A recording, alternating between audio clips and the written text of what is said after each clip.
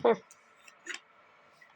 হুম বর্তমানে আমরা ডিল ছোড়াছুড়ি খেলা খেলছি, মা আর ছেলে মিলে। সব খেলা বাদ পাপা, এটা খেলবো আমরা না?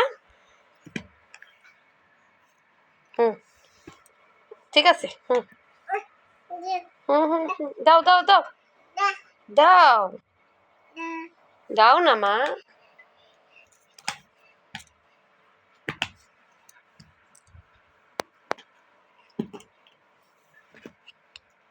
হুম,